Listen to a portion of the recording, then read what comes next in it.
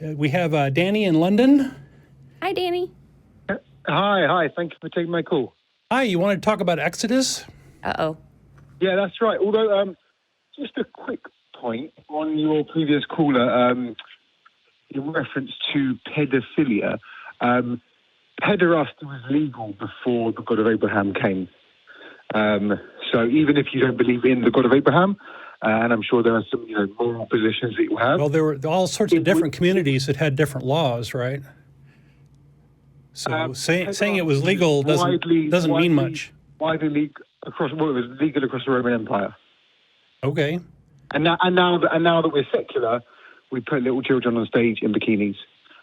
So using the Catholic Church and the paedophilic scandal as an example of moral problems regarding the God of Abraham, I would just put that aside because that's not really a thing to argue on. But that's not the reason why I called. Okay. Talk about the Exodus. Okay. So I was just doing sit-ups. So is your goal to get us to believe the Bible because there are true things in Exodus? Say that again? Is your goal to get us to believe the Bible because you found some true things in Exodus? It goes a lot beyond that.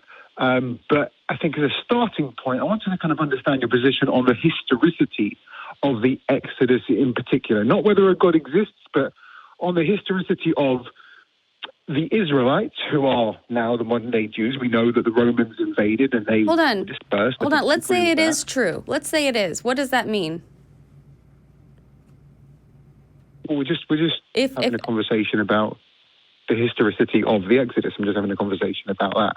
Right. We talked about the Bible already. I don't believe a God came down and gave stone tablets. No. I'm just no. Okay. It's a slight red herring. It's just it's a step by step, and it's just wanted to understand.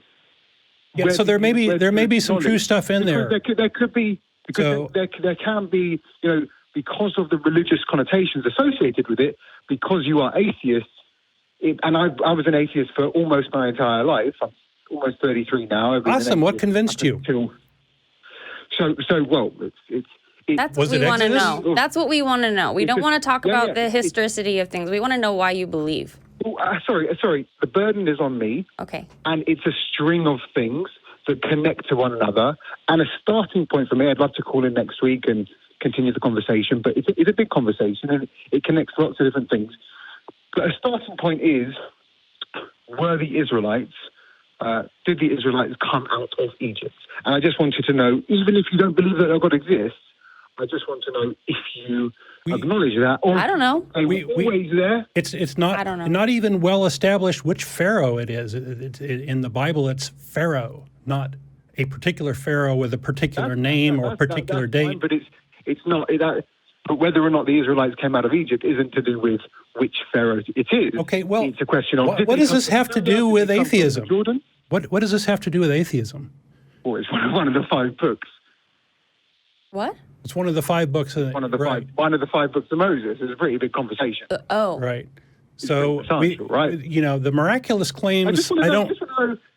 Again, let's divide them into miraculous claims and non-miraculous claims. And I don't buy any of the non-miraculous claims as a wholesale. So we can pick one of those. And you don't buy the non-miraculous claims. I thought the non-miraculous claims don't. I'm sorry, I don't buy the miraculous claims. Did you listen to the previous call with Dean when we talked about the Bible for a really long time? Yes. Okay. Yeah, and I'd like to make a different point. I'd like to make my own argument on that, which is we don't see any evidence of the Israelites in Syria, coming from the north beforehand, coming from the east, coming from the south. We see the Canaanite archaeology ending as soon as the Israelite archaeology begins in the land of Canaan. Right, this is all really cool, but we don't believe it. You don't believe that the Israelites came out of Egypt? We don't believe... So let's say they did. The Bible. Let's say they did. Does that get us to God? Great. So if we get that from that starting point, I'm happy to then continue. What brought me? It's a connection of a number of things.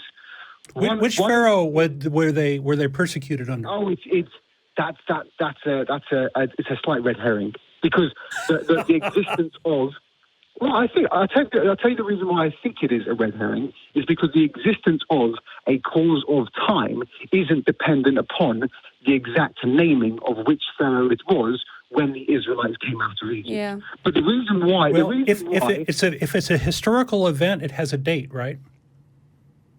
It doesn't have to have a date. Yes, it can does. Talk about if we're talking about history... We have to put it in a timeline, right? The date. The real world has time and it moves in a forward direction, right? Brilliant. Not every document that talks about Aristotle has the exact date in it. Yeah. What did you want to talk about? Yeah, but there's all sorts of claims about this happened, and if we had dates, we could. Miraculous. Let's go miraculous. Okay, we're going to connect a number of prophecies that never get talked about on your program. You always hear about Jesus prophecies, okay? Yeah. John said, in the future there will be wars, there will be famines. It's not a difficult prediction to make. Nostradamus waffles about boring. Things that are unidentifiable, right? However, someone points to a particular nation and says to them two things. Says, one, you'll never be wiped out, and you're going to inherit that land forever. Those are very, very difficult predictions to make about anyone. So let's say somebody did make that prediction. Right. Then what does that mean? What does that have to do with a God? So did the Jews have that land forever? So again, if you were reading a book, you don't just stop at the first page and go, "Well, what's the point?" Okay. So did the Jews have that land forever? Were they on that land continuously? Here's the other part of the No, they didn't. You will be scattered. So the claim is false, right? You inherit it. No, the claim is true because they're back. He says you return. Sorry, because they found in the Bible that they wanted to be back, right? The Bible says that the Jews are going to be there forever, that their kingdom would be forever, and this is the covenant with. Excuse me. Yeah. Excuse me. Sorry. Let me make this point.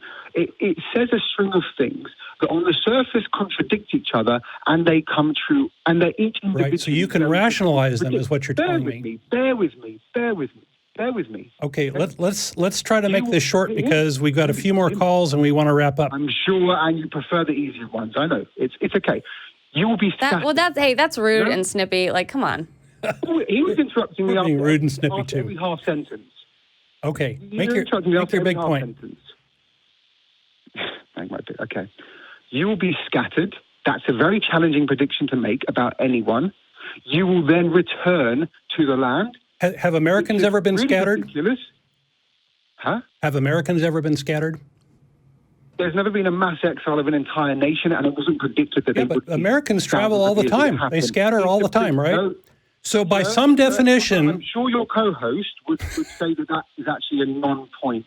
There was not a prediction that they would be exiled. Forcibly scattered is not the same as going on a So does it say forcibly scattered? It says other nations will come and they look at the Bible, you read it. They will come and they'll destroy. They will make way of you, and you will be scattered. So I believe that you can justify this in your mind, but you know, if I were an all-powerful God writing a prophecy, I would make it crystal clear. What, that you're going to be scattered? I think the Jews were pretty much scattered, mate. Yeah, and persecuted, the most persecuted of all time, and returned, the only people after 2,000 years of exile. And there's been no other group that's been scattered? So it's not a miraculous claim, right? Actually, there's no other group that's been entirely scattered. The Jews were pretty much entirely scattered. Who else? I mean, there was a few, and none of them continue to exist. I'm going to move on. I appreciate your call. Because you're not answering the point. You're not actually answering the point. Really, if you just take a moment, you're saying the Jews were scattered, and I'm saying it ho-hum, what a boring claim. No, it's not, because it's hard to predict, because it hadn't happened to anyone who would continue to exist. So show me. I'm sorry. What other nation continue to exist in exile? Tell me. Tell me. No, does it answer the matter? claim. Don't laugh at. Yes, because you're putting the burden on me. The burden's on me. I'm making a prediction. I'm making a claim, and you're saying, does it matter? Ho, ho. I can rationalize that Americans have been scattered. It's not a rash. No. Yes. First of all, no one predicted it, and second of all, they weren't exiled. I predict the Americans will be scattered. I don't know. I'm just not impressed by this. And we've got some other callers. I don't think we're taking you very seriously, actually. I really don't think you're actually introspectively. I was an ardent anti-theist, and it's an actual, not a warrior mode, I'm going to fight you. An actual, after this program, just observe it and take from it like a little step back from it. I'm predicting that your nation is going to be invaded and you will be scattered despite being the chosen people of God. Moses isn't going to make that prediction. Okay. It's a non-political prediction to make. And then it happens, and he says they're going to return, which is even more difficult to make. Why would he say they're going to return after being scattered? That's thoroughly difficult to make. You're going to never be wiped out despite remaining few in number and person. Yeah, but he also says that the kingdom will rule forever, and that didn't happen. He didn't say kingdom, but he said they will exist, they won't be wiped out, and it's true. So what about all the prophecies that didn't come true? Tell me. What about any of the other prophecies? You're talking about. I've yet to hear a real response to the points I'm making. You're going to be scattered, and then you'll return. So what? They'll send you out, because that's a very hard prediction to make, especially if you're trying to bring people along with you.